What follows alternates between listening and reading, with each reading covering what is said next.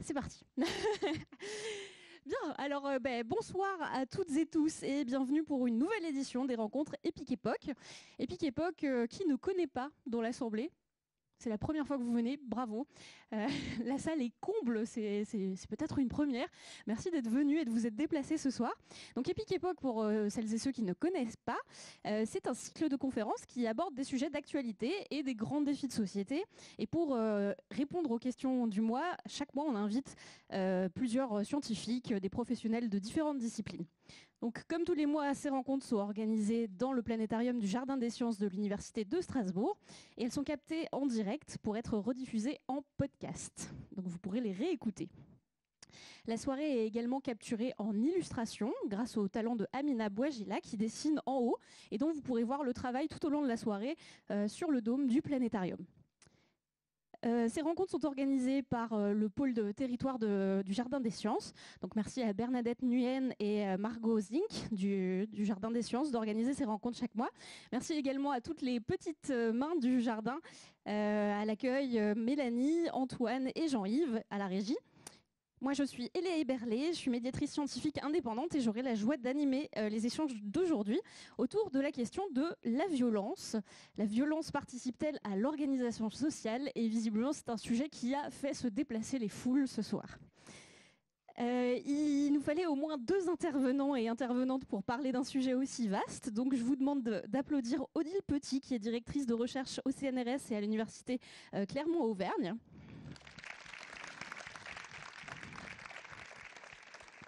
Et à ma gauche, toujours, j'ai Nicolas Amadio, qui est professeur en sciences sociales et en criminologie à l'Université de Strasbourg et qui travaille au laboratoire d'études culturelles interdisciplinaires, le LYNX. Donc, je vous ai présenté très succinctement. Est-ce que vous pourriez rapidement dire un mot de quelle est votre discipline, justement, et avec quel regard vous allez aborder la question de ce soir? Je commence? Ok. Donc moi, je suis éthologiste, c'est-à-dire que j'étudie le comportement animal et je suis plus particulièrement spécialiste des organisations sociales. C'est pour ça, je pense que je suis là ici. Je travaille pas mal sur les questions de leadership, donc de décision collective, sur des espèces qui n'ont pas le langage et donc comment elles arrivent à se mettre d'accord. Sur les chevaux et les primates non humains principalement. Ça m'a amené aussi à travailler sur 2 autres thématiques, la coexistence entre l'humain et la faune sauvage, un petit peu sur le hamster d'Alsace au départ, mais surtout sur les babouins en Afrique du Sud et en Ouganda. Et je travaille aussi sur le bien-être social, c'est-à-dire à quel point, quand on isole des animaux qui sont sociaux, à quel point ça altère leur bien-être, que ce soit sur les chevaux, en centre équestre principalement, et enfin dans toutes les exploitations d'ailleurs, et les macaques en laboratoire. Voilà à peu près mes thématiques de recherche. Merci, Nicolas. Bonsoir, je suis ravi d'être là et de pouvoir échanger avec vous et surtout je suis hyper intéressé par l'éthologie. Donc moi je travaille plutôt sur les questions de conflits, de violence et d'émotions. Plus particulièrement, je travaille sur des objets tels que l'extrémisme violent, mais aussi toutes les formes de régulation sociale et de résolution des conflits, de prise en charge des questions de violence dans la société, du sens qu'on peut mettre sur les différentes formes de violence dans nos sociétés. Les travaux que je mène sont à la fois sont des travaux de recherche, dans le sens un peu de recherche fondamentale en sciences humaines et sociales, la plupart du temps des travaux interdisciplinaires. Et puis il y a aussi une part de mes travaux qui cherchent à proposer des préconisations, des modes d'intervention pour aller dans un sens d'amélioration de la gestion, entre guillemets, on va le dire comme ça, des conflits et de la violence, justement pour promouvoir le bien-être des personnes dans la société, qu'elles soient auteurs ou victimes ou témoins de ces violences. Merci beaucoup. Alors, ce soir, on vous a invités tous les deux, donc un éthologue, un professionnel des sciences sociales. On pourrait se dire naïvement que l'être humain est un animal comme un autre. On aurait peut-être eu besoin que d'un éthologue ou d'une éthologue, du coup. Alors, pour vous, quelle est la pertinence de mélanger ces 2 approches pour parler du sujet de ce soir sur la violence? Je Je te laisse commencer. Si tu veux, je vais commencer. Pour moi, en fait, le dialogue entre éthologie et sciences sociales, il est non seulement légitime, mais je pense qu'il est nécessaire. Cependant, il ne faut peut-être pas confondre les objets. Les humains sont des animaux, certes, mais ce sont aussi des êtres de culture, de langage et de mémoire. Et donc, pour la science sociale, il ne s'agit pas seulement de décrire ce que les humains font lorsqu'ils sont violents, mais d'essayer de comprendre ce que la société fait de cette violence. C'est-à-dire comment on la nomme, cette violence, comment on la juge, comment on la légitime parfois, et d'autres fois, comment on la condamne. Mais je vais rebondir sur ta légitimation, en fait, parce que moi, si je suis ici, c'est un peu pour réhabiliter la noblesse de l'animal, parce qu'habitude, on parle de la noblesse de l'homme. Et en fait, quand quelque chose ne va pas bien, quand un comportement, l'expression d'un comportement est violent chez l'humain, pour l'excuser, on va faire appel au côté soi-disant bestial, sauvage de l'animal. Donc en gros, on se déresponsabilise quand c'est violent. Ah mais c'est pas grave hein, en fait, hein, c'est l'évolution. Donc ça me pose un vrai problème qu'on puisse systématiquement, quand j'entends ça dans les médias, ça me fatigue. Et par exemple, j'avais proposé comme image, voilà, la bête humaine. Et vraiment, on voit, c'est-à-dire qu'en fait, on condamne le comportement d'un humain. Enfin, on décrit le comportement d'un humain qui est répréhensible, qui a trait à des crimes, par un côté qui serait bestial. Et c'est intéressant parce qu'en ce moment, il y a une série sur France Culture, donc je connecte l'actualité, sur le monde après le spécisme. Et en fin de compte, il y a Marie-Claude Marsollier, qui est biologiste, qui est paléontologue, qui a justement traité de cette question de l'animalité et qui disait en fait que l'animalité, c'est tout ce qui est socialement et moralement négatif. Et donc, si vous utilisez si vous essayez de lister les termes qui font appel à cette soi-disant animalité, animalité des animaux et donc animalité mauvaise chez l'humain, c'est abrutissement, bassesse, bestialité, brutalité, barbarie, bas instinct, concupiscence, cruauté, dépravation, férocité, inhumanité, sauvagerie. Et à l'inverse, elle listait les comportements, les mots qui correspondaient à l'humain, et là c'était empathie, bienveillance, humanité, etc. Et donc en fin de compte, moi cette dichotomie elle me gêne. Elle me gêne d'un point de vue évolutif et en fait sur cette déresponsabilisation de la violence que pourraient exprimer des humains. Donc voilà. Et après, on développera un petit peu plus ce que représente la violence chez les animaux. Je me permets juste une petite parenthèse. Donc, au cours de cette soirée, on vous projette des images en direct sur place. Je me permets une audio-description pour ceux qui nous écouteront en podcast a posteriori. La bête humaine, c'est donc une affiche de film avec Jean Gabin et Simone Simon que nous projetons là actuellement, à laquelle tu fais référence. Voilà, et qui est issue du livre de Zola, La bête humaine. Merci beaucoup. Si je peux peut-être ajouter un point, je ne sais pas si on voit l'image il y avait une image que j'avais proposée, je ne sais pas si on la voit, mais pour rejoindre le propos d'Odile, c'est en fait tout à fait paradoxal puisque je ne connais pas d'animaux qui prennent beaucoup de plaisir à regarder les 100 plus violents films existants. Voilà. Donc à la fois on rejette cette violence en la renvoyant à un côté bestial ou animal, mais en même temps, elle nous fascine complètement et aucun des animaux ne s'adonne à ce genre de comportement. Donc la violence, elle est bien lestée toujours dans des dimensions sociales, politiques et culturelles, en tout cas du point de vue des humains et des sciences sociales, bien sûr. Donc ce que tu as choisi de projeter, c'est un best-of des 100 films les plus violents. C'est un best-of des 100 films violents, les plus violents, voilà. Incroyable. Ça existe. Ça existe. Alors, avant d'aller plus loin dans cette discussion, petite tradition aussi, ce serait peut-être de redéfinir les termes. Donc, la question du soir étant la violence structure-t-elle l'organisation sociale. De quoi on parle du point de vue de vos disciplines quand on parle d'organisation sociale, justement? Est-ce que c'est très différent chez les animaux et chez les humains qui sont aussi des animaux, mais un peu particuliers? Non, c'est pas très différent. Alors, c'est pas moi la spécialiste des organisations sociales humaines, mais en fait, une organisation sociale, en fin de compte, elle est issue d'interactions entre des individus.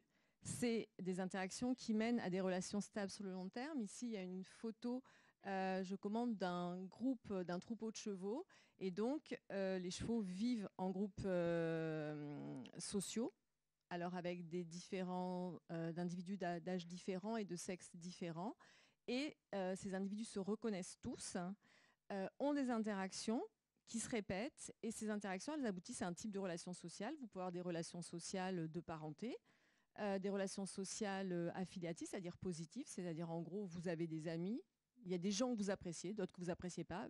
Chez les animaux, c'est la même chose. Et après, quand on dézoome, on a le réseau de toutes ces interactions, qu'elles soient positives ou négatives, et donc on a des réseaux de parenté, des réseaux d'affiliation et des réseaux de dominance, subordination. Donc c'est structuré et c'est sur le long terme, et bien évidemment, l'organisation sociale, elle est espèce spécifique. On n'a pas d'organisation sociale où on va mixer des espèces différentes. Ça ne veut pas dire qu'on ne peut pas avoir des espèces qui évoluent dans les mêmes niches écologiques, mais en tout cas, elles ne font pas organisation sociale. Oui, alors, en sciences sociales, c'est pas très différent en fait. Une organisation sociale, ça désigne la manière dont une société, elle se structure, se hiérarchise à travers l'ensemble des institutions, des normes, des rapports sociaux qui viennent encadrer la vie collective. Et ça renvoie donc à une distribution du pouvoir, des ressources, des statuts, des rôles au sein de la société, d'une part, mais aussi, quand on parle d'organisation sociale, on va aussi parler de la façon dont on va contrôler, réguler socialement les interactions pour avoir une forme de stabilité. Alors, derrière moi, l'image qu'on voit, c'est des images d'architecture de centres pénitentiaires. J'ai choisi cette image. Il y a différents modèles de centres pénitentiaires. Il y en a un qui fait l'actualité en ce moment, qu'on appelle la prison de la santé. Mais au-delà de la petite boutade, j'ai choisi cette image parce que ça montre directement un des modes de régulation sociale, entre guillemets, de différentes formes de violence dans la société. Et un des modes de régulation sociale qu'on a trouvé, c'est d'isoler des membres de la société dans ce type de structures qui sont des établissements pénitentiaires. Et ces établissements pénitentiaires, ils font suite à une évolution dans notre organisation collective, dans notre organisation sociale collective pour gérer la violence. C'est-à-dire que l'enfermement remplace, entre guillemets, sauf quand c'est fait dans de très mauvaises conditions, mais il remplace des formes de souffrance humaine, physique, directement infligées sur les personnes qui auraient commis des infractions, ce qui se faisait pendant le temps et ce qui se fait pendant le Moyen-Âge notamment. Et puis progressivement, on a construit ces centres pénitentiaires parce que la violence nous a paru de plus en plus insupportable, jusqu'à finalement très tardivement interdire la peine de mort avec Robert Badinter. Mais c'est très tardif dans notre évolution. Donc la violence, elle est vraiment aussi constitutive, et on voit qu'il y a toute une organisation sociale autour. Et ces établissements pénitentiaires, je ne vais pas continuer plus, mais ce qui me semble intéressant, c'est qu'à l'intérieur, ce sont des organisations sociales en elles-mêmes. Peut-être ce qui est, je ne sais pas si c'est différent, je ne veux pas trop m'avancer par rapport aux questions en éthologie, mais en sciences sociales, il y a une dimension peut-être qui est un peu plus marquée, qui est celle de l'institution, comme quelque chose qui perdure à travers ou qui traverse les différentes formes d'organisation sociale. Et donc on a un peu ces deux niveaux de lecture, soit la manière dont on s'organise collectivement pour produire des choses, mener des actions, etc. Et puis la manière dont on va réguler, contrôler à travers la production d'institutions qui constituent non pas tant des règles explicites que tout le monde connaît, mais plutôt des normes qui sont de l'ordre de l'implicite et qui se transmettent. Donc, si j'essaye de résumer, on pourrait définir l'organisation sociale comme à la fois l'ensemble des interactions que les gens ont entre eux et la place que cela donne aux gens dans un groupe. Est-ce que c'est bien résumé? Oui, mais la différence, c'est qu'il peut y avoir une organisation sociale qui regroupe des individus qui ne se connaissent pas chez l'humain et ça n'existe pas chez l'animal. L'animal, il y a vraiment ces interactions entre individus qui se connaissent. Et c'est vraiment ça la base, pour nous, en tout cas dans notre définition d'organisation sociale. Ok. Oui, et puis si on peut rajouter une petite chose, c'est effectivement que les êtres humains vont être amenés à agir collectivement alors qu'ils ne se connaissent pas forcément à la base. Et une petite chose intéressante et qui explique aussi l'évolution de nos rapports au conflit et à la violence, c'est que plus les sociétés humaines elles évoluent et plus on est amené à avoir la possibilité de rencontrer des gens qui sont éloignés de nos cercles sociaux d'appartenance initiaux.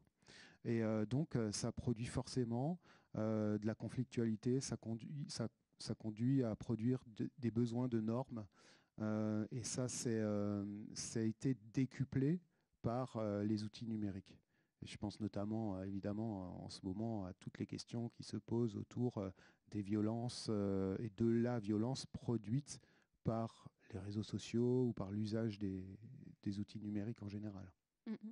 On va rester dans les définitions. Du coup, si on prend l'autre partie de la question qui est celle de la violence, comment est-ce que vous définissez ce terme et comment ça se matérialise la violence dans les objets d'études que vous avez respectivement? Alors, vu les images qui sont en train d'être projetées, je vais être obligée de commencer. Donc, je décris l'image, on est sur des macaques japonais.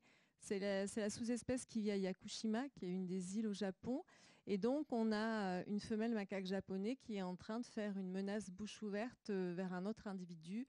Et après, derrière, en fait, on a un apaisement. Et en fait, on ne parle pas de violence chez les animaux. On va parler d'agression, d'agressivité, mais on ne parle pas de violence. En fait, on va juste décrire de manière neutre et après, on va aller mesurer en fréquence, en intensité, c'est-à-dire à quel point il peut y avoir juste une menace visuelle de loin. Là, il peut y avoir une vocalisation. Alors, on n'a pas de son avec, mais il est probablement qu'il y a un « oh » comme ça qui accompagne. Et après, on peut monter crescendo avec une menace physique, c'est-à-dire avec une main qui peut avancer. Et après, on peut avoir contact, pas de contact. Et après, on peut avoir sur un agrippement et une morsure. Mais aussi, on peut avoir quelque chose d'un peu plus soutenu, comme on commence à poursuivre l'individu, à chasser l'individu. Et en fonction de la durée de cette interaction, en fait, on va pouvoir se dire à quel point c'est intense. Et cette intensité du conflit, généralement, elle ne va pas être la même selon la paire d'individus impliqués, la dyade d'individus impliqués. C'est-à-dire que si jamais on est de la même famille, on va avoir des interactions qui vont être moins intenses que des individus qui ne sont pas de la même famille, par exemple. En fait, la bonne relation sociale, elle permet d'éviter la blessure, très souvent. Après, on a différents styles de dominance chez les espèces, principalement chez les macaques. Et donc, on a des espèces où on va être très tolérant et où l'intensité des conflits va être beaucoup moins importante. Ça ne veut pas dire qu'on ne va jamais observer de morsure, mais la fréquence à l'échelle du groupe est beaucoup moins importante à l'échelle de l'espèce. Et des espèces beaucoup plus hiérarchisées, dont les macaques japonais font partie, et où là, on va observer beaucoup plus fréquemment des interactions avec contact physique et avec morsure et des blessures. Et après, ça a des conséquences sur l'organisation générale des interactions, c'est-à-dire que si jamais le risque de blessure est important, ici vous avez un babouin, c'est une photo prise par Louise qui est là.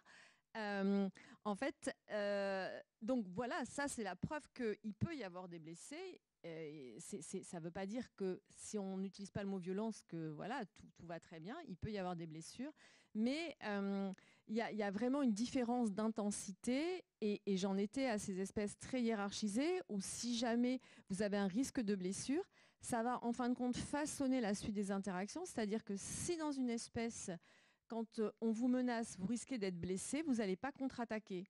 En revanche, dans une espèce très tolérante, comme d'autres macaques, par exemple le macaque de Tonkéan ou le macaque à crête, mais en fin de compte, quand vous avez des conflits qui ont très peu de risque, en tout cas d'issue avec des blessures, mais vous pouvez vous permettre de contre-attaquer. Donc nous, on va non seulement mesurer l'intensité de l'agression, mais aussi la bidirectionnalité de l'agression. Et on a des espèces où on n'a jamais de réponse et des espèces où on a une réponse à l'agression. Et tout ça est basé sur le risque. Ok, très bien. Alors en sciences sociales, comment ça se passe? Eh ben, on voit qu'on a une petite différence là, puisque en général, dans les familles, c'est assez intense. Et puis en sciences sociales, ce qu'on peut dire, c'est que la violence, c'est pas seulement un comportement, un acte physique ou un comportement mesurable. Elle est avant tout une construction sociale et symbolique, même si on va s'intéresser aussi évidemment au comportement agressif et on retrouvera, je pense, plein de similarités du point de vue du comportement agressif avec ce qui peut être étudié en éthologie, enfin entre le comportement animal et le comportement humain. Euh, et tout ça pour dire que la violence, elle prend sens dans un contexte culturel donné, en fonction des normes, des valeurs, des rapports de pouvoir dans ce contexte culturel. Et c'est ce qui va permettre à une société de définir ce qui est légitime ou ce qui ne l'est pas, ce qui est illégitime, ce qui est tolérable ou ce qui est intolérable.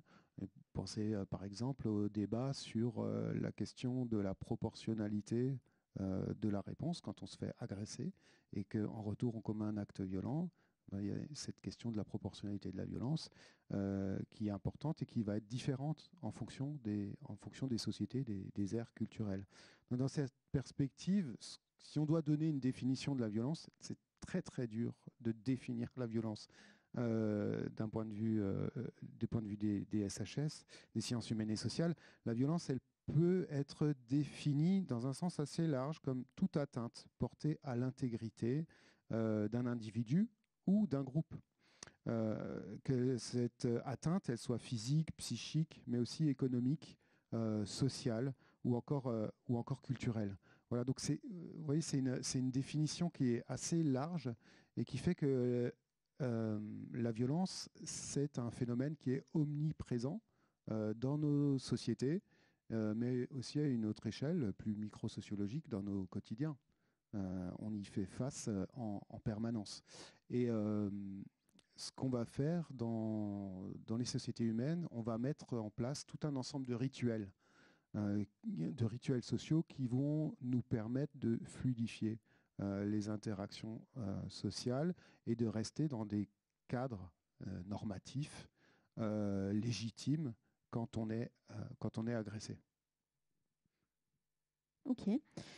Donc si je résume encore une fois, j'essaye de faire les deux perspectives. Chez les animaux comme les macaques, on ne parle pas de violence, du coup on parle d'agressivité. Donc ce qu'on peut appeler violence désigne surtout des comportements d'agression physique, alors que chez les humains ça peut prendre plusieurs formes différentes. Alors est-ce que pour faire suite à ça, vous pourriez nous en dire un peu plus sur comment ça se matérialise et comment cette violence ou cette agressivité, on pourrait aussi parler peut-être de conflit, ça se manifeste dans vos objets d'étude? Alors les conflits, donc en fait, c'est pas simplement physique, hein, ça peut être vocal de la même façon, ça peut être juste une menace. Par exemple, on dit toujours que, je vous conseille, si jamais vous allez voir des primates, si c'est des macaques, des babouins, c'est-à-dire pas des grands singes, ne les regardez pas dans les yeux parce que c'est une menace directe. Voilà, donc il ne faut surtout pas faire ça. Voilà, ça s'appelle un regard fixe et ça, c'est une menace. Et donc, on a cette gradation, comme je parlais. Donc, en fait, on peut avoir juste cette menace visuelle, ça peut être une menace vocale. Et en fait, après, on peut combiner tout ça et rajouter les cris, etc. Et je te reprends juste sur un truc, c'est qu'on parle d'agression, d'agressivité, mais l'agressivité, ça serait la propension d'un animal à utiliser très souvent un mode de communication négatif agressif. Et il y a aussi un trait tempéramental, c'est-à-dire qu'on peut avoir des individus qui, fondamentalement, sont plus agressifs. Quand on parle de tempérament, en fin de compte, c'est une tendance, un trait de tempérament d'un individu. Ça peut être un trait anxieux, ça peut être donc un trait d'agressivité. Et en fin de compte, c'est toujours en comparaison avec d'autres individus. C'est-à-dire que vous avez des individus dans une société, dans un groupe social, qui sont plus agressifs que l'autre. Et ceux-là, en effet, vont peut-être un petit peu plus souvent réagir ou engager des interactions négatives que d'autres. Donc on a aussi une variabilité interindividuelle et ça c'est intéressant. Mais je vais m'arrêter là parce qu'après, on va parler de régulation des conflits et c'est encore pour moi une autre dimension. Mais on a quand même une sorte de norme aussi. En tout cas, il y a je fais ça, je réponds ça, je fais ça, je réponds pas. Et quand je disais que dans certaines espèces, on peut répondre ou pas répondre, ça me fait penser à ta norme en fin de compte, qui est que tu as un cadre et en fait, tu n'as pas le droit de le dépasser. Si tu le dépasses, tu prends un risque.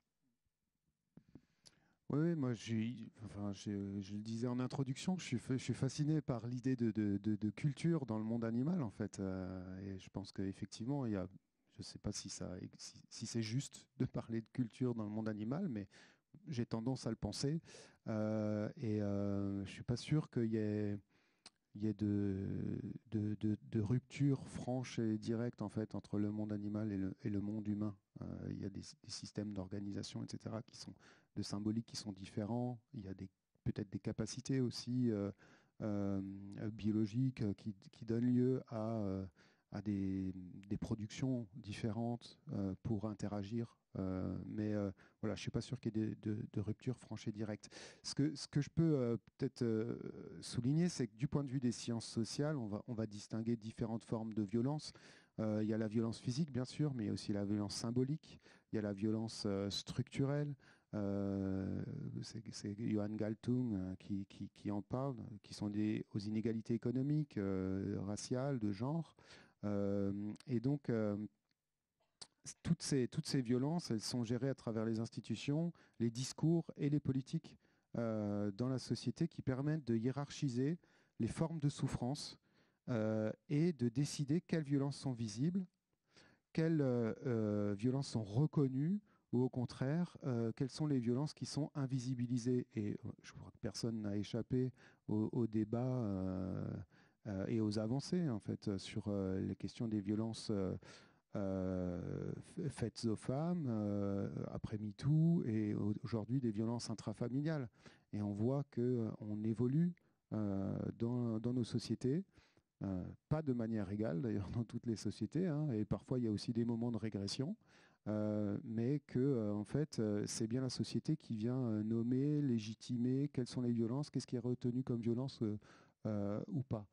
Alors, oui, voilà, on a trois grands auteurs importants sur la question des violences et plus précisément des conflits, mais si vous pourrez revenir à l'image précédente que j'ai donnée qui montre en fait, cette image précédente, elle montre le tableau qui est utilisé pour les interruptions temporaires de travail. Pourquoi voilà, c'est ça. C'est un tableau qui n'est pas forcément très lisible, mais non, vous l'aviez tout à l'heure. Il va revenir. Ça, c'est l'architecture. C'est le temps de latence du dôme du planétarium. Voilà, donc en fait, pourquoi je vous ai mis ça? Parce que ça figure dans le code pénal, où la notion d'ITT, d'interruption temporaire de travail, elle est mentionnée. Alors, pourquoi j'ai mis cette image?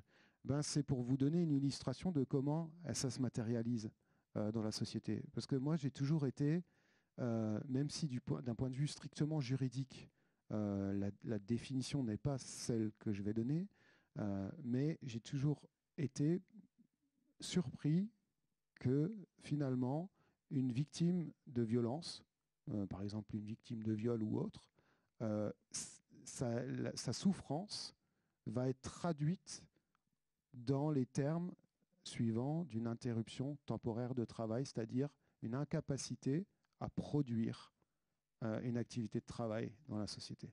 Voilà. Et ça nous vient effectivement du code pénal, et c'était calculé en termes de jours de travail paysan, et c'était la capacité du paysan à pousser sa charrette ou pas. Et s'il pouvait pousser sa charrette, du coup il avait droit à une indemnité. La sanction pour celui qui avait commis une violence physique à son encontre était plus ou moins importante. Voilà. Mais je trouve que ça donne matière à réfléchir. Qu'est-ce qui fait que dans une société, la violence que l'on subit, elle est finalement mesurée à l'aune de notre incapacité à produire une activité de travail pendant tant et tant de temps. Dans ces organisations sociales, il y a des tensions qui émergent, et vous avez utilisé le terme plusieurs fois, c'est cette notion de conflit. Est-ce que vous pourriez juste définir le conflit chacun avant qu'on aborde cette question de comment est-ce que finalement dans le monde animal, dans les sociétés de chimpanzés ou de grands singes, on gère les conflits et comment on le fait dans les sociétés humaines? Donc un conflit, c'est en gros une altercation, enfin une interaction négative entre deux opposants, deux individus qui vivent dans le même groupe. Ici, par exemple, on a un macaque de barbarie qui fait une mimique de soumission, c'est-à-dire qu'en fin de compte, il y a aussi une codification, c'est-à-dire qu'à un moment, il y a un individu qui agresse et l'autre individu, s'il ne contre-attaque pas, il émet un signal et il dit à l'autre ouais, « Ok, c'est bon, je me soumets ». Et ça permet aussi, toute la journée, d'éviter des interactions négatives. C'est-à-dire qu'en fait, on a un individu dominant qui approche, comme ici, un mandrille qui est très coloré. Ça, c'est la preuve que c'est plus le singe, plus la face est colorée chez un mandrille, plus l'individu est dominant. Et quand un individu dominant approche comme ça, un individu subordonné va juste faire une mimique de soumission et se déplacer pour juste éviter le conflit. Donc ça, il y a le conflit ouvert et il y a l'évitement du conflit. Donc ça, c'est hyper important parce que cette recherche d'évitement du conflit, elle est constante chez les primates non humains. En fin de compte, on évite au maximum parce que c'est toujours un risque. Et puis parce que le conflit, en fait, ça perturbe le groupe. Le groupe, si on vit en groupe social, c'est pour bénéficier des autres. On a une cohésion, ça permet d'être plusieurs à surveiller les prédateurs. On fait de la vigilance partagée. On a aussi la possibilité de découvrir plus facilement la nourriture. Et donc, le conflit, ce que ça fait, c'est que ça perturbe. On peut, du coup, être plus vulnérable aux prédateurs ou on perd du temps pour trouver de la nourriture. Donc, l'idée, c'est de minimiser au maximum la fréquence de ces conflits. Oui, et bien sur cette notion de conflit, je crois que c'est là où on est le plus proche, en tout cas dans notre débat, avec ce qui est étudié en éthologie. Effectivement, le conflit, en fait, il a une fonction sociale très très importante. En fait, ce que l'on étudie en sciences sociales, alors c'est la photographie, l'image précédente, parce que je vois qu'elle défile à chaque fois. Donc, c'est l'image précédente. Voilà. Il y a un auteur qui a fait partie de l'université de Strasbourg, qui s'appelle Georg Simmel, qui a écrit un petit opuscule sur le conflit et qui montre comment le conflit est inhérent à la vie sociale. Il y a un certain nombre d'auteurs qui ont considéré pendant longtemps que le conflit, c'était quelque chose de négatif, qu'il fallait éviter le conflit, qu'il fallait tout faire pour faire en sorte qu'il n'y ait pas de conflit, confondant le fait qu'une société pacifiée et stabilisée serait une société sans conflit, ce qui est faux. Une société sans conflit, c'est une société violente en fait. Pour éviter les formes de violence, il faut que le conflit puisse s'exprimer, il faut que les sociétés laissent de la place au conflit, et parfois certains chercheurs utilisent même cette idée pour mesurer le degré de qualité démocratique des sociétés en fonction de la place qu'on laisse plus ou moins au conflit. Donc le conflit, c'est pas seulement une opposition entre des individus ou entre des groupes, mais c'est vraiment un mode d'interaction qui structure la vie collective, et je pense que c'est très très proche de ce qui est étudié en éthologie. Et contrairement à l'idée qu'on s'en fait, c'est pas l'opposé de l'ordre, le conflit. On est plutôt sur une composante essentielle, sur une dynamique qui en fait maintient la vie sociale, qui est absolument essentielle à sa pérennité. Et donc, ce qu'on va appeler la régulation sociale des conflits, dans cette perspective, ça désigne l'ensemble des processus qui sont des processus formels ou informels qu'on connaît ou qui se font sans qu'on en ait conscience, qui permettent de contenir, de canaliser ou de symboliser des antagonismes sans qu'ils ne se transforment en violence destructrice. Et ça, c'est important.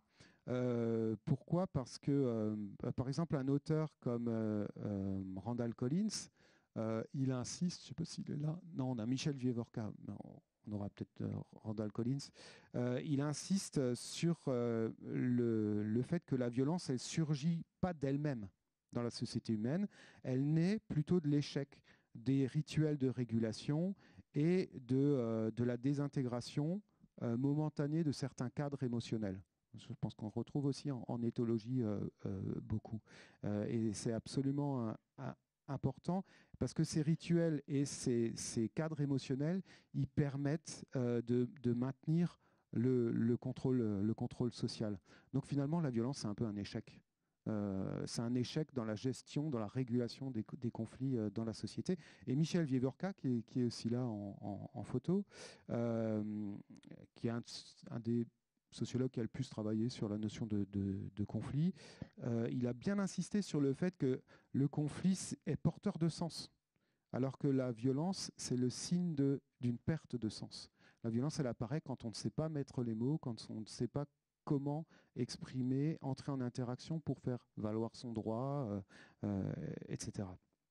Et puis, on a un troisième auteur qui est là, je vais en dire quelques mots, c'est Lewis Coser, qui est un auteur absolument important en sociologie, en psychologie sociale et en théorie des organisations notamment, qui a montré que les conflits sont pas négatifs. Ils ont une fonction intégrative, c'est-à-dire qu'ils permettent aux sociétés de se réajuster, d'expulser des tensions latentes aussi, et de renforcer la cohésion des groupes sociaux. Voilà, donc ils ont une place tout à fait essentielle et il ne s'agit pas de faire une société sans conflit, bien au contraire. C'est pas très intuitif parce que souvent on parle de conflits armés, etc. Donc ce qui implique beaucoup de violence finalement. Donc ce que vous êtes en train d'expliquer, c'est que la notion de conflit, elle est plutôt constructive dans les définitions que vous avez amenées, alors que la violence, là, c'est vraiment destructif pour le coup. Oui, c'est ça. Le conflit, c'est une modalité du lien social. Et la violence, c'est une forme de rupture en fait de cette modalité du lien social. Oui, parce qu'en fait, le conflit, ce qui permet, c'est de résoudre le problème. On passe par le conflit, on ne l'évite pas forcément. On essaye de le prévenir, mais au moment où on l'est, ça permet de résoudre un problème. C'est-à-dire qu'en fait, on n'est pas d'accord, on va se mettre d'accord par ce moyen-là, mais on retrouve... En fait, il faut revenir à l'équilibre. Et ça, c'est hyper important, en fait. Donc conflit n'implique pas forcément violence et on peut résoudre un conflit sans violence. Alors ça nous permet peut-être d'aborder un concept comment est-ce que les sociétés donc humaines ou de primates, etc., se construisent, arrivent à prendre des formes non violentes de résolution de conflits, par exemple. Alors en fait, s'il y a conflit, ce qui est très très important, alors d'abord, le conflit perturbe, comme je disais, le quotidien. Donc il y a des modalités qui existent chez de nombreuses espèces animales. Alors je vais parler plutôt des primates parce qu'en fait moi j'ai fait ma thèse sur les comportements d'agression et de conciliation. Et dans les comportements de conciliation, il y a beaucoup de comportements. Le premier, c'est intervenir dans le conflit. Alors ce qu'on voit souvent, et chez de nombreuses espèces, c'est que c'est assez efficace, hein, c'est qu'on va se mettre à 2 contre 1. Généralement, on est plus fort. Ça règle assez rapidement le problème. Donc ça, c'est ce qu'on retrouve dans de nombreuses espèces, à 2 ou 3. Généralement, quand un animal est en difficulté, il va appeler un congénère à la rescousse. Si possible, il va prendre un congénère qui le domine, mais qui domine clairement son agresseur à lui. Comme ça va résoudre le problème très rapidement. Donc ça, c'est assez efficace, mais ça veut dire qu'on continue le conflit. Et il y a des sociétés. Et puis, ça veut dire aussi qu'on endommage la relation qu'on a encore plus avec l'individu avec lequel on était en conflit. Il y a d'autres espèces très tolérantes qui ont des bonnes relations avec tous les membres du groupe, leurs apparentés, mais aussi tous les membres du groupe. Et donc, si on entre en conflit et que on va intervenir et faire cette coalition, eh bien, en fin de compte, on va encore plus détériorer sa relation avec un des 2 opposants. Donc, les espèces très tolérantes, elles ont développé notre type d'intervention, qui est l'intervention pacifique. Je l'ai démontré, c'est vraiment pacifique, puisque c'est plus efficace qu'une coalition agressive. Et l'idée, c'est de s'interposer entre les 2 opposants, plus ou moins clairement. Ça peut être aussi retenir l'un, apaiser l'autre avec une mimique. Et on le retrouve, par exemple, une mère qui voit un conflit entre ses 2 filles. Je l'ai déjà vu en train d'apaiser une des 2 filles et tirer l'autre pour l'empêcher d'entrer en interaction négative. Donc cette régulation sociale, elle est super importante. Donc là, elle a lieu pendant le conflit. Et les interventions pacifiques, elles permettent d'arrêter beaucoup plus rapidement un conflit que les interventions agressives, puisque l'intervention agressive utilise l'agression, même si ça peut être efficace. Et ce qui est assez intéressant, c'est que c'est des individus de haut rang qui souvent utilisent ces interventions pacifiques parce qu'en fin de compte, leur statut leur permet aussi d'imposer un petit peu, voilà, un peu le rôle de sage. Et après le conflit, on a aussi quelque chose de très important. Le conflit, il endommage la relation et donc il va falloir la réparer. Et on a une majorité d'espèces qui finalement vont, pour continuer à préserver ce lien social, se réconcilier. C'est-à-dire que, alors nous, on a une définition très opérationnelle. Hein. On n'est pas comme des fâcheries sur des dizaines et des dizaines d'années, des générations chez l'humain, où on peut se réconcilier, je ne sais pas, 25 ans, 30 ans après. Non, non, nous, on est hyper opérationnel. C'est dans les 10 ou 20 minutes qui suivent le conflit entre deux précédents opposants. Et notre preuve de la réconciliation, c'est que les individus vont accepter de revenir l'un près de l'autre. C'est dangereux, hein. Si vous êtes un subordonné, vous avez le dominant qui revient vers vous, vous dites oh, peut-être pas.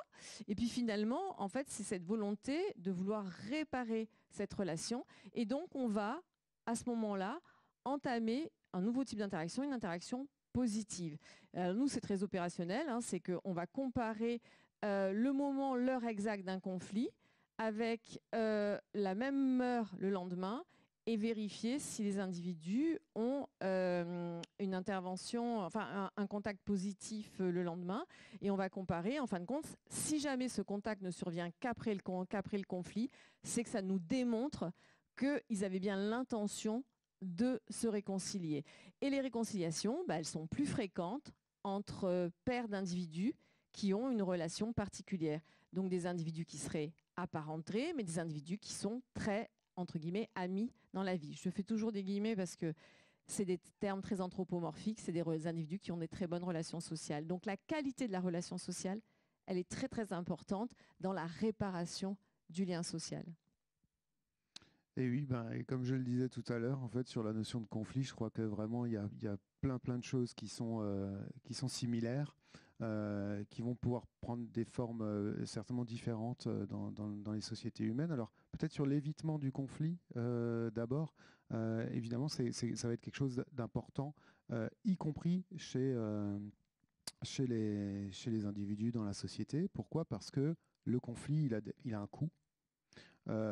Entrer en conflit, ça a un coût psychique important, ça a un coût énergétique aussi, parce que ça va beaucoup demander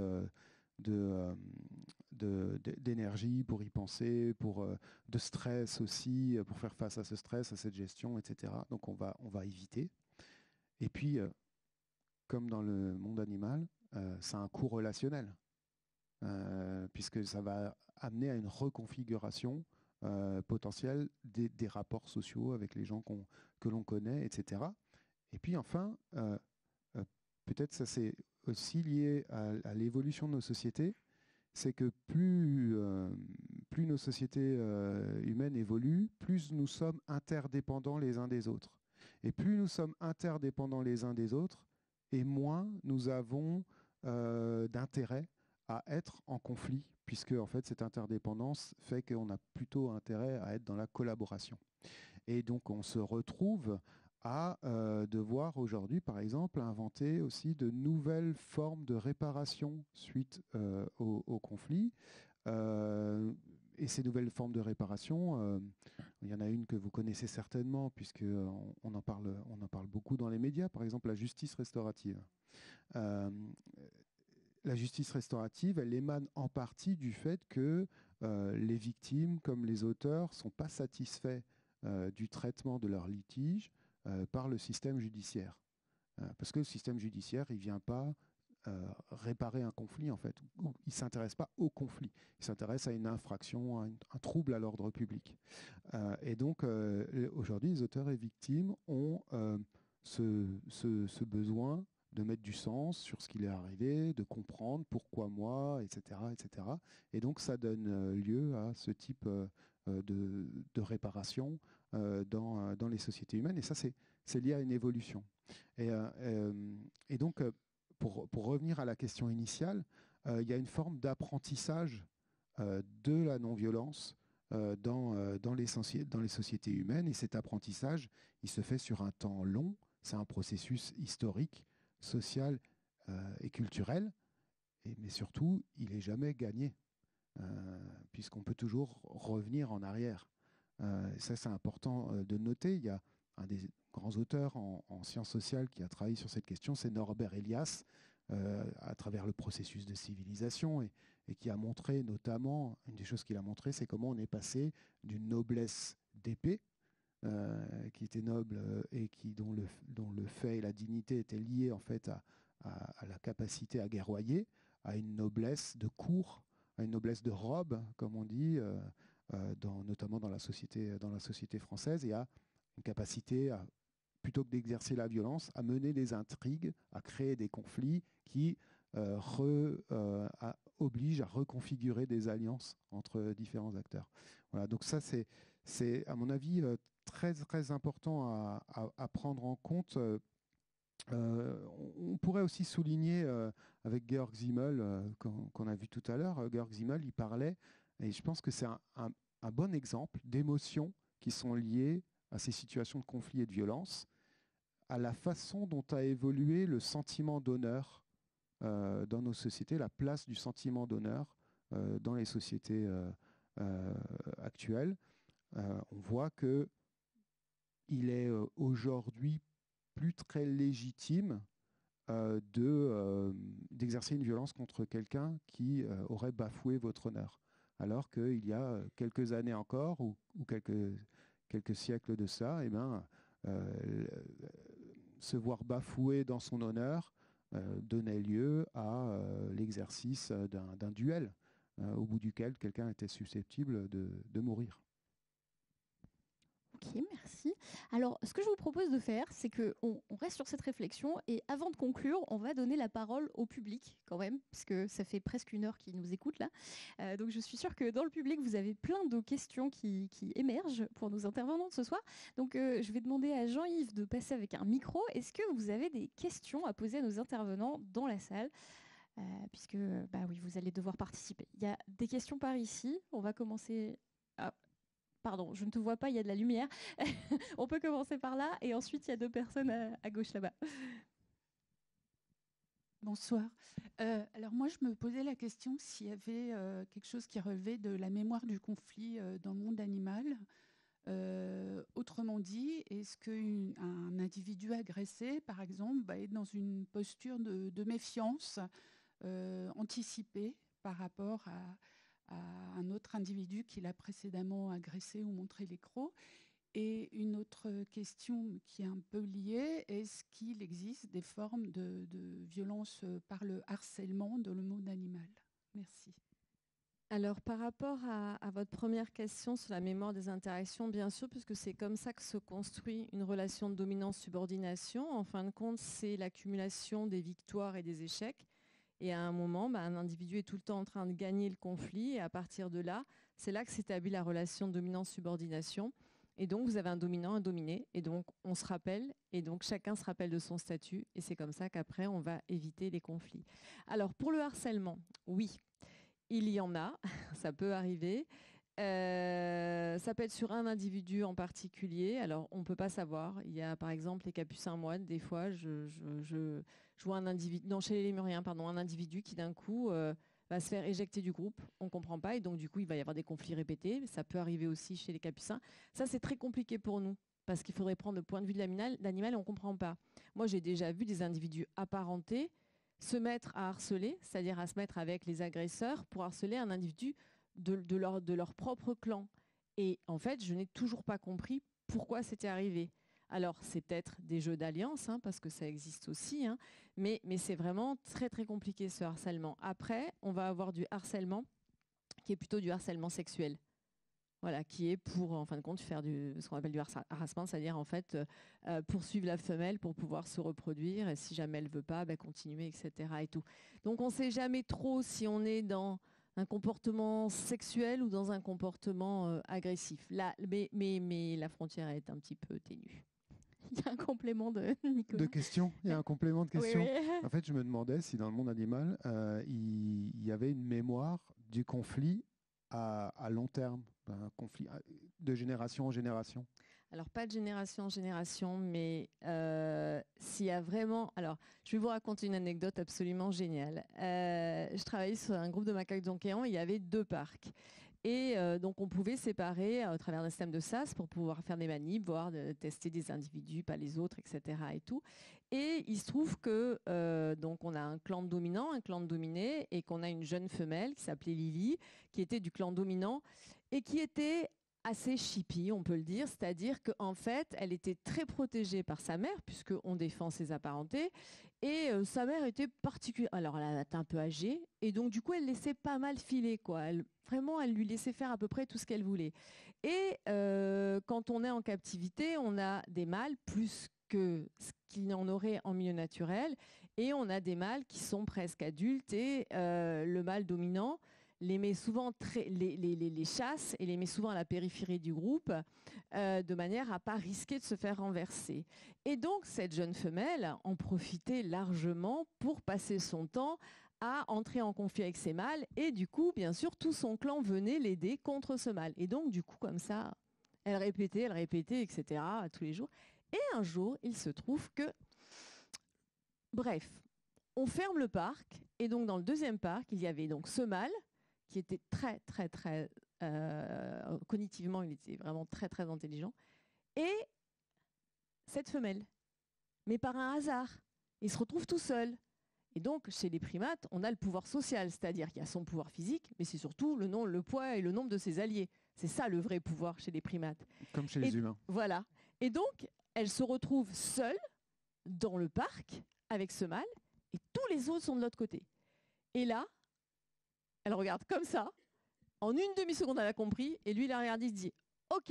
Et là, il lui a juste expliqué la vie. Voilà. Donc, il a mis longtemps, il a attendu l'occasion et il n'a pas raté l'occasion. Et je vous avoue que je n'ai pas ouvert. J'ai attendu un petit peu, que ça se fasse. Donc, on décrit finalement en éthologie des interactions sociales entre primates comme le repas du dimanche en famille, presque. C'est bien. Et il y avait des questions à gauche là-bas.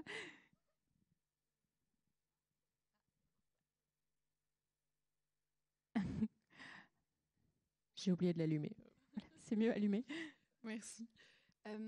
Quand vous parliez de la violence, avant, vous étiez plutôt du coup sur la dimension de ça, c'est une rupture de lien social.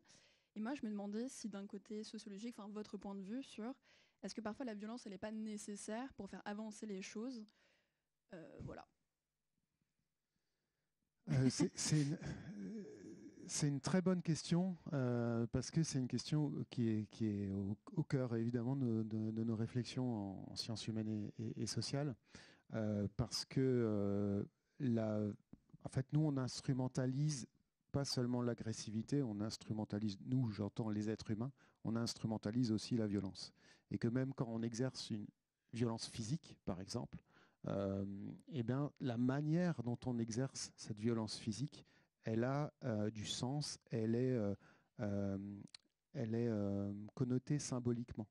Le choix dans la manière d'exercer cette violence physique, elle prend une signification sociale en fait. Et il ne vient pas de n'importe où, c'est pas par hasard cette manière d'exercer la violence physique. Du coup, ce que je veux dire, c'est que les sociétés humaines, et c'était le sens un petit peu de mon propos, elles vont légitimer cette certaine forme de violence qui vont pouvoir s'exercer contre des individus qui constituent une menace pour le groupe social. Voilà. Et donc, alors est-ce qu'on peut dire pour autant que la violence, elle est nécessaire pour évoluer dans la société? Pour l'instant, ce que l'on peut dire, en tout cas dans nos cadres législatifs et démocratiques de la société actuelle, c'est que la violence, elle est utilisable par certaines personnes pour protéger les autres membres de la société ou protéger la personne d'elle-même, parce qu'elle est susceptible d'exercer de la violence contre elle-même. Et c'est quelque chose qu'on retrouve, alors vous voyez ça dans il y a beaucoup de faits divers, je prends un exemple, il y a beaucoup de faits divers qui parlent de violences, qui sont parfois des violences assez importantes, en intensité, je veux dire, en gravité, qui sont commises par des personnes qui ont des pathologies, qui souffrent de pathologies mentales diagnostiquées. Or, il se trouve qu'il est finalement assez rare que des personnes qui ont des pathologies mentales exercent de la violence, alors qu'on en fait un mode d'explication en fait, des violences en général dans la société, sauf que c'est complètement faux. La plupart des personnes qui ont des pathologies mentales n'exercent pas de violence, et en plus, quand elles exercent des violences, c'est la plupart du temps contre elles-mêmes. Voilà. Donc, vous voyez, dans la société, oui, on a besoin de pouvoir dire à un moment donné, par exemple, enfermer une personne, la contraindre, exercer une contrainte pour qu'elle ne puisse pas exercer de violence contre elle-même, c'est une violence.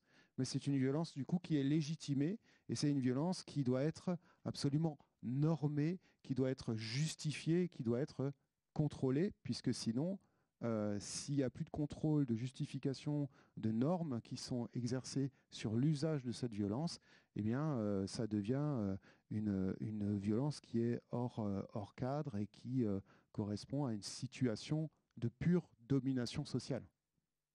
Et c'est quelque chose qu'on va évidemment beaucoup interroger en sciences humaines et sociales, c'est comment la violence participe, enfin les différentes formes de violence participent ou non à des rapports de pouvoir et de domination sociale.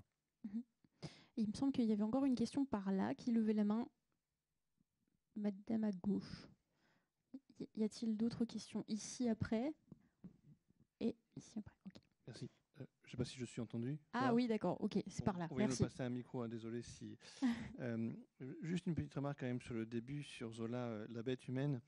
Dans mon souvenir, l'anti-héros serait quelqu'un de sympathique s'il n'avait tendance à avoir des pulsions meurtrières envers des femmes.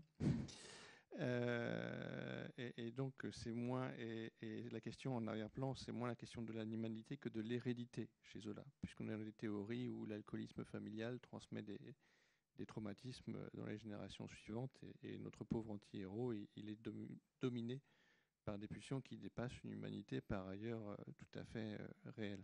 Je suis très heureux des questions qui ont pu être posées, notamment sur la question du harcèlement. Je trouve que la question du harcèlement, vous avez tendance à poser le langage comme un élément médiateur. Or, s'il y a quelque chose que je vois beaucoup chez la jeunesse que j'ai devant moi, c'est la question du harcèlement et de la violence verbale, qui est très importante et bien plus que la violence physique, du moins pour le moment.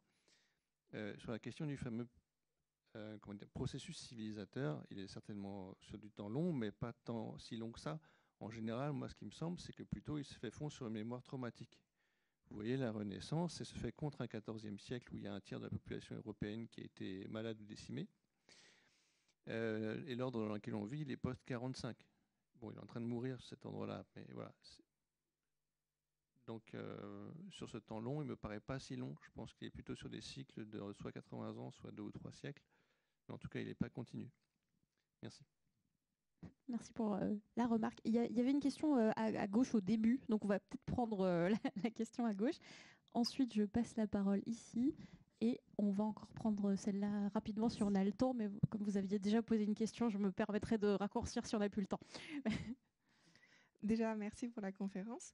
Et c'était une question très liée à la première, parce que c'était par rapport à la rancœur chez les animaux, et peut-être, c'est très anthropocentré, mais une question un peu d'ego peut-être sur qui va aller faire le premier pas vers la réconciliation, parce que ça m'a beaucoup étonnée quand vous avez dit que c'était le dominant des fois qui retournait, ou dans l'exemple que vous avez donné, vous avez dit ça.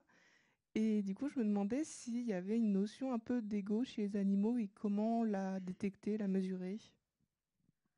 Alors ça, c'est une question compliquée, parce que l'ego, moi je suis pas à la tête de l'animal, c'est toujours très compliqué. Après, vous avez des individus. En fait, c'est juste une histoire de statut social, en fait, et qu'on essaye de faire respecter. Alors, est-ce qu'on peut faire l'équivalence entre statut social et ego ?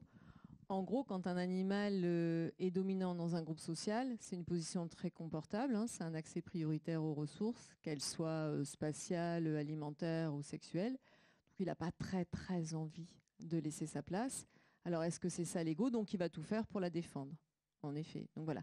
Après, en termes de réconciliation, oui, le dominant peut très bien aller commencer la réconciliation. D'ailleurs, c'est presque souvent le cas parce que le dominé, il n'a pas très très envie de retourner puisqu'en fait, il vient de se faire chasser, poursuivre, menacer. Donc, c'est pas forcément très spontané de sa part d'y aller. Mais ça peut arriver. En fait, la réconciliation, la relation, elle lie les deux individus, elle est symétrique, très souvent. Et donc, à ce moment-là, la réparer, c'est une volonté qui peut être tout à fait partagée. J'espère que j'ai répondu à votre question. Tu avais un complément, Nicole? Non.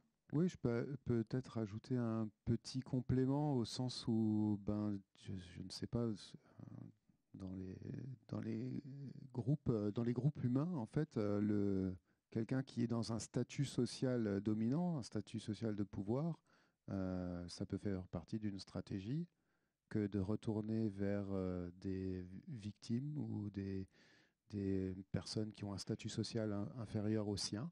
Et cette stratégie va lui permettre d'augmenter encore la reconnaissance de son statut social. Parce que finalement, c'est quelqu'un qui finalement n'aurait pas besoin de nous. Et puis quand même, il vient vers nous. Donc c'est quelqu'un de sympathique. Donc ça participe en fait de son statut social.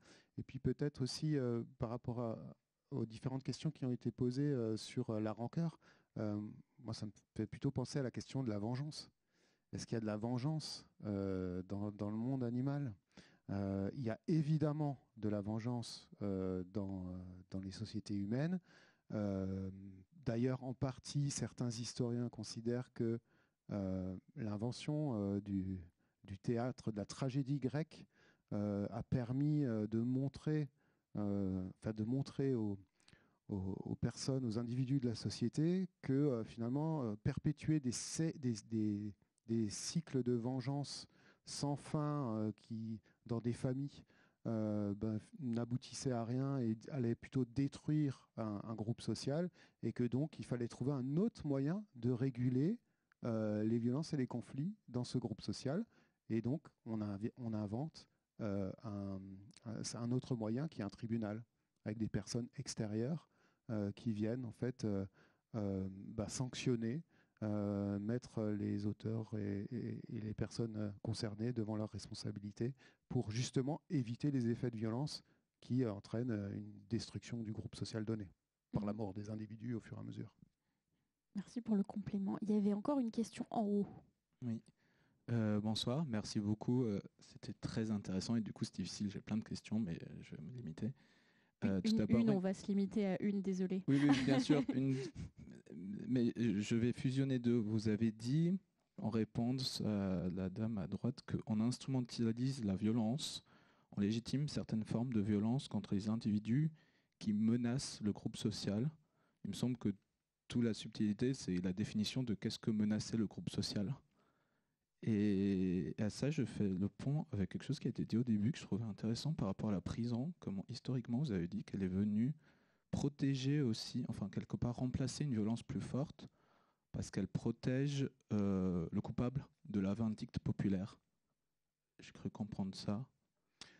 Oui, elle protège le coupable de la vindicte populaire, mais elle remplace aussi une forme de violence qui est elle remplace une violence physique par une violence sociale, au sens de relationnel, puisqu'on isole l'individu, et donc cet isolement lui fait violence, puisque dans cet isolement, il va souffrir de ne pas avoir accès à des relations sociales, à de la sexualité, etc., etc. Donc on exerce une forme de violence, mais cette forme de violence nous paraît aujourd'hui plus légitime qu'une violence physique qui consistait à couper une oreille, à couper des mains ou à écarteler, etc. Voilà, donc c'est notre regard sur les formes de violence qui a évolué.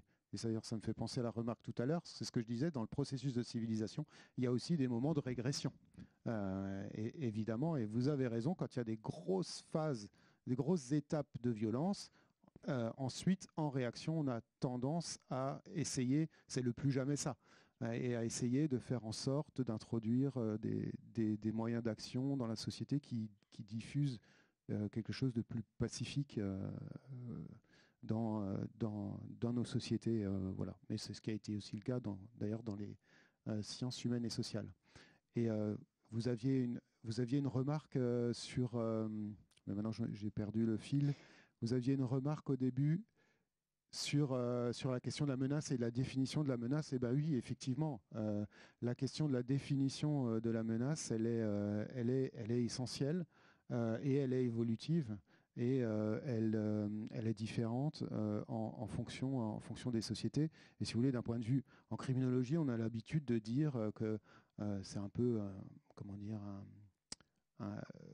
une pensée de vulgarisation. On dit à chaque époque, il y a son grand dangereux. Dans les années 80, par exemple, vous aviez, dans les années 70-80, vous avez la question de l'addiction, et donc le drogué était une figure qui fait peur. Dans les années 80-90, vous aviez les pédophiles. Voilà, qui était la nouvelle figure qui fait peur. Avec, si vous vous souvenez, si vous avez regardé Stranger Things, vous voyez sur les bouteilles de lait aux États-Unis, vous avez les enfants disparus et kidnappés, etc. Donc ça correspond aussi à cette époque-là. Et puis ça évolue au fur et à mesure. Et aujourd'hui, peut-être la figure de la menace, c'est plutôt les personnes qui sont dans des groupes extrémistes violents. Ou le terroriste, en fait. Voilà. Donc, ça évolue, effectivement. Merci. Alors, on a le temps de prendre une dernière question ici. Je vous remercie. On entend beaucoup en ce moment la génération Z qui appelle au secours dans le monde par rapport à toutes les violences qui leur sont faites. Moi, c'est quelque chose qui me touche beaucoup parce que ce à quoi on assiste, je crois, c'est une superposition de différents modes de violence à leur encontre. Alors, il y a les violences. Ce matin encore, il y avait une émission qui parlait de la jeunesse péruvienne. C'est une jeunesse qui se sent vraiment dans une insécurité parce qu'elle n'a plus les moyens. Donc, une insécurité, une violence économique, financière. Et puis, il y a aussi une violence qui vient des institutions, de la police, de tout ce monde qui est censé normalement les protéger. Donc, pour moi, c'est vraiment une superposition de mondes de violence, de modes de violence, dont je me demande bien comment cette jeunesse va pouvoir s'extirper, se sauver, obtenir réparation peut-être à un moment. Voilà, je voulais, parce qu'on a plutôt parlé de mode d'agression d'un individu à un autre, mais qu'en est-il quand la violence vient à tous les niveaux, que ce soit de forme individuelle, de groupe, de forme étatique, d'organisation, etc. La question, ce serait peut-être, est-ce qu'on a tendance à multiplier les formes de violence et comment on en sort, d'après vous? C'est peut-être une vaste question. Je ne sais pas si on multiplie aujourd'hui les formes de violence par rapport à d'autres temps. Enfin, c'est un peu ce qu'on disait tout à l'heure.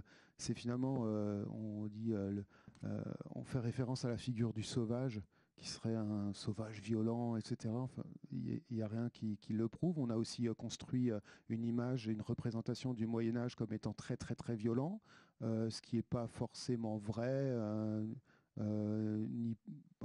soit en termes de temporalité, soit en termes d'espace culturel. Donc il faut faire attention avec cette idée-là, qu'on serait aujourd'hui plus violent ou moins violent, etc. Les formes de violence sont peut-être pas les mêmes, elles ne s'exercent pas de la même manière, mais vous avez raison, aujourd'hui il y a des soulèvements qui se font notamment parce qu'il y a des violences structurelles qui touchent la Gen Z, comme on dit, que ce soit à Madagascar, au Maroc ou au Pérou, mais dans d'autres pays aussi. Et ces violences structurelles, elles s'accompagnent aussi de violences symboliques. Et ces violences symboliques, elles sont peut-être c'est une différence, elles sont perçues par rapport à autrefois, je veux dire, avant les réseaux numériques, avant le partage dans le monde, parce que ces violences symboliques, elles sont vécues de manière différente, parce qu'on y a accès. On a accès à d'autres formes de société, de solidarité, de mode de vie. Et ça amène à une question, moi ça m'amène toujours à une question, parce que comme je suis professeur d'université, je vois aussi qu'il y a beaucoup d'étudiants et de jeunes de manière plus générale qui souffrent, notamment dans leur psychisme, qui ont des souffrances mentales, qui sont en difficulté. Et je me demande si finalement le fait d'être confronté à cette multitude, une espèce d'océan de violence, en fait, parfois directement sur des images, mais aussi par l'information, ça ne crée pas une violence en soi, parce que comment est-ce qu'on gère ça individuellement ? C'est compliqué et voilà, ça entraîne aussi, je pense, beaucoup de fatigue et de souffrance psychique, parce qu'on tout simplement on se dit, pendant qu'on pense aux violences au Pérou, il y a les violences au Soudan, voilà, enfin il y en a partout et on est tous concernés par ça. Peut-être pour terminer juste sur ce point, peut-être rappeler un élément qui pour moi me paraît fondamental et je vais utiliser une notion qui est celle de sécurité. Et je le dis de temps en temps, en fait, la première des solidarités, c'est la sécurité. C'est-à-dire c'est l'intégrité physique, psychique et sociale, économique des personnes. C'est ça le sens du mot sécurité normalement. Et c'est pour ça que d'ailleurs, les individus dans les sociétés, ils acceptent d'abandonner la violence pour accéder à des ressources ou à des biens directement, parce que c'est beaucoup plus simple, si vous êtes dominant, d'exercer une violence et puis de vous servir. Et si on accepte d'abandonner ce recours à la violence, c'est parce qu'en échange, la société est censée nous garantir un minimum de sécurité. Et quand celle-ci n'est plus assurée, eh bien, évidemment, ça crée des rébellions et c'est bien normal et on espère que ça évoluera positivement. Alors j'ai une dernière question pour vous deux et c'est ce qui va amener à conclure cette rencontre. Qu'est-ce que vous souhaiteriez que le public ce soir retienne de cette rencontre entre vous deux sur cette question ? Alors moi j'aimerais qu'on retienne que, en tout cas dans le monde animal, il y a beaucoup plus de coopération que de compétition et que d'agression. Parce que, en fin de compte, l'important dans un groupe social, c'est la cohésion sociale et que les conflits et l'agression, c'est ce qui perturbe la cohésion du groupe. Et quand on mesure au cours de la journée tous les événements qui ont trait à de la coopération, ils sont bien plus nombreux que les événements de compétition. Et donc c'est pour revenir sur la bestialité et l'animalité. En fin de compte, c'est des sociétés qui sont très pacifiques. Je ne dis pas qu'il n'y a pas de conflits et d'agressions, mais en tout cas, ils sont beaucoup moins fréquents que tous les événements de coopération. Oui, alors je soulignerai 3 choses. La première, c'est exactement la même, c'est qu'il y a plus de coopération que de conflits dans les sociétés.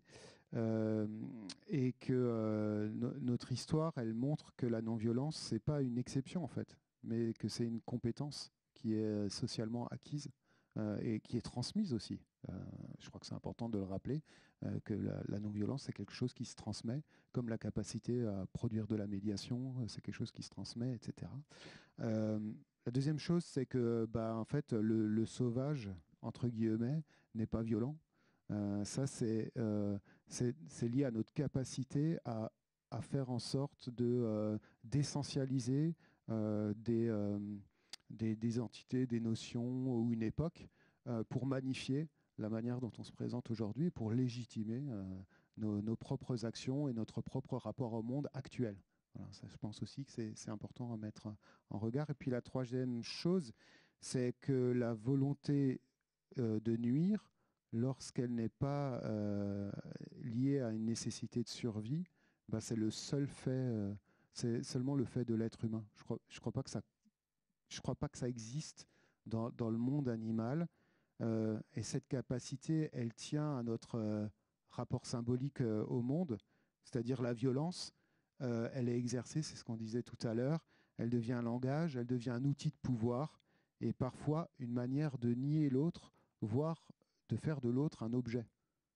n'est plus un sujet, il n'est plus un alter ego, mais il devient l'objet de nos désirs, de notre volonté d'accaparement, etc.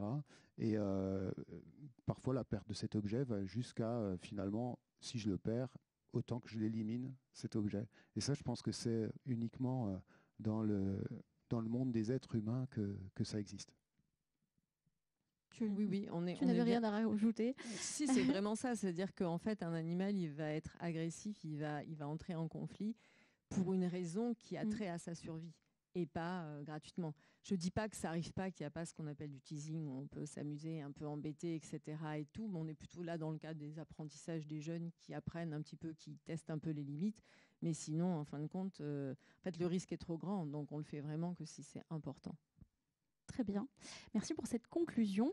Alors, on fait juste un petit point dessin. Donc, vous avez pu voir tout au long de la rencontre que Amina était en train d'illustrer la rencontre. Je ne sais pas si tu veux faire un petit commentaire sur les dessins ce soir ou si juste on les projette.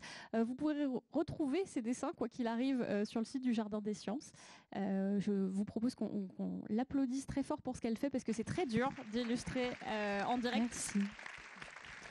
Donc c'est une petite synthèse que vous pourrez retrouver après la rencontre. S'il n'y a pas plus de commentaires de Amina, est-ce que je vous propose de remercier aussi les intervenants, donc Odile Petit, Nicolas Amadio, merci beaucoup d'avoir participé à cette rencontre.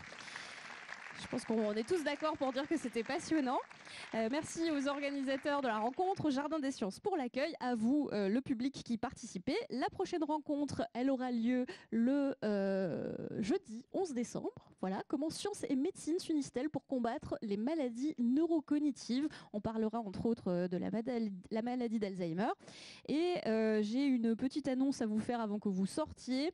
Samedi 8 novembre, il y a une visite guidée du musée de sismologie, une visite patrimoniale du musée de sismologie. Donc si vous voulez vous inscrire, il y a encore des places. Vous pouvez passer à l'accueil pour réserver vos places. Voilà, merci à tous et toutes. Et on se réécoute Épique Époque sur la chaîne YouTube du Jardin des Sciences. À la prochaine et à bientôt.